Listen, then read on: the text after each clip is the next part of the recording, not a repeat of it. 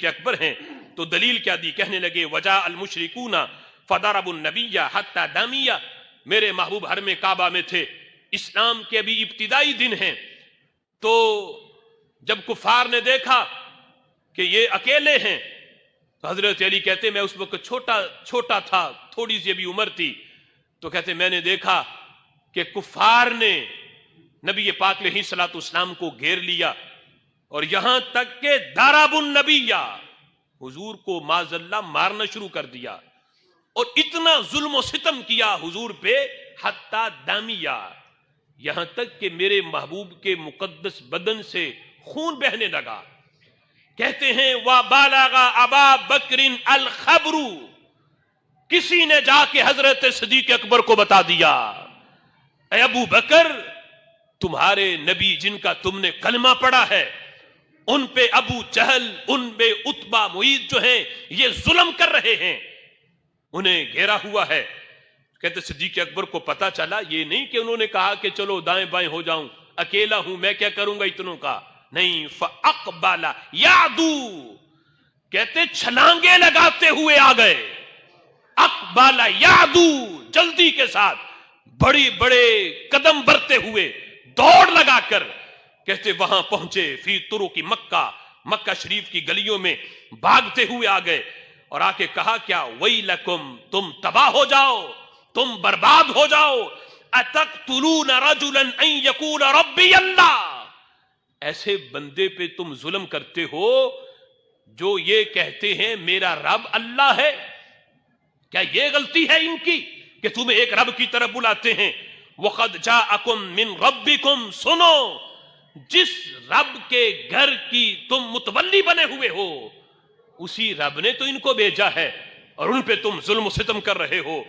کہتے ہیں صدیق اکبر، یہاں وہ لفظ نہیں جو امام جعفر صادق کا یہ مناظرہ ہے، لیکن حضرت علی رضی اللہ تعالیٰ عنہ نے یہ لفظ بھی بولے جب کوفہ کے اندر حضرت صدیق اکبر کی شجاعت کو بیان کیا تو حضرت علی نے کہا تھا یضرب ھذا ویتلتل ھذا، کہتے ہیں حضرت صدیق اکبر نے صرف زبان سے ہی آ کے تقریر نہیں کی بلکہ اپنے ہاتھوں سے آ کے مارا بھی انہیں، کسی کو مکہ، کسی کو تھپڑ اور کسی کو ٹانگ کے ساتھ مارا۔ کہتے ہیں جس وقت آ کے محبوب کو چھڑایا پھر یہ تقریر کی کہ تم ایسے بندے پہ ظلم کرتے ہو کہ جن کا یہ کہنا ہے کہ میرا رب اللہ ہے، تو امام جعفر صادق کہتے ہیں فَتَرَقُوا النَّبِيَّ وَأَخَذُوا أَبَا بَكْرٍ فَضَرَبُوهُ حَتَّى مَا تَبَيَّنَ أَنْفُهُ مِنْ وَجْهِهِ، کہتے انہوں نے حضور کو تو چھوڑ دیا، اب انہیں غصہ آ گیا حضرت صدیق اکبر پہ، انہیں پکڑ لیا اور کہتے اتنا مارا حَتَّى مَا تَبَيَّنَ أَنْفُهُ مِنْ وَجْهِهِ، کہتے رخسار اور ناک کا فرق ہی ختم ہو گیا، اتنا مارا کہ رخسار ان کے سوج گئے، یعنی رخسار جو ہیں وہ نیچے ہوتے ہیں، ناک ابھرا ہوا ہے، تو امام جعفر صادق کہتے ہیں یہ فرق ختم ہو گیا، اتنا چہرے پہ مارا کہ رخسار سوج گئے اور ناک اور رخسار کا فرق ختم ہو گیا۔ لیکن امام جعفر صادق کہتے ہیں انہوں نے یہ نہیں سوچا اکیلا ہوں تو میں اپنے آپ کو بچاؤں، میں اپنے آپ کو محفوظ جگہ پہ لے جاؤں، نہیں،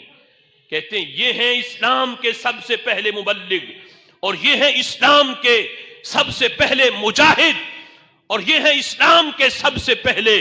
اللہ کے راستے میں خرچ کرنے والے۔ حضرت علی رضی اللہ تعالی عنہ نے یہ بیان کر کے کہا تھا اپنے دور خلافت میں، لوگوں مجھے بتاؤ قرآن میں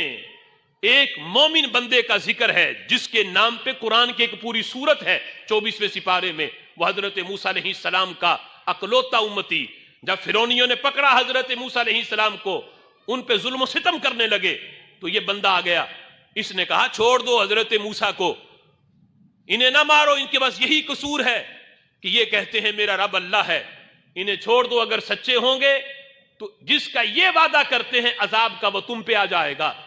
اور اگر جھوٹے ہوں گے معاذ اللہ تو ان کے اوپر وبال خود ہی پڑ جائے گا، تمہیں ان کو سزا دینے کی کوئی ضرورت نہیں۔ تو حضرت علی نے کہا بتاؤ اس مومن بندے کی شان زیادہ ہے یا صدیق اکبر کی شان زیادہ ہے؟ یہ بھی سوال پوچھا، کہا لوگوں نے کہا ہمیں نہیں پتا، تو حضرت علی کہنے لگے دیکھو یہ جو مومن بندہ ہے آل فرعون کا، اس نے موسیٰ علیہ السلام کو چھڑایا ضرور ہے لیکن اپنے ایمان کو چھپایا ہے. یہ نہیں کہا میں نے بھی کلمہ پڑھ لیا حضرت موسیٰ کا. کہتے اگر اپنا ایمان ظاہر کرتا تو پھر اسے بھی مار حضرت صدیق اکبر کی طرح کھانی پڑتی. اپنا ایمان چھپا کے حمایت کی ہے. لیکن صدیق اکبر وہ ہیں جنہوں نے اپنے ایمان کا اعلان پہلے کیا ہے، نبی کی حمایت بعد میں کی ہے. اپنے ایمان کو پہلے ظاہر کیا. لوگوں یہ نہ سمجھنا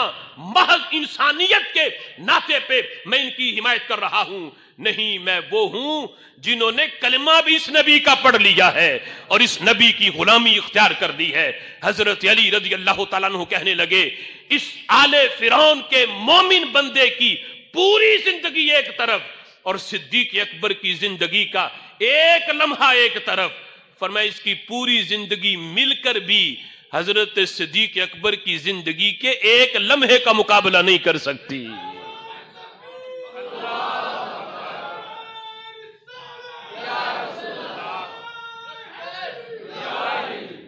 اب دیکھو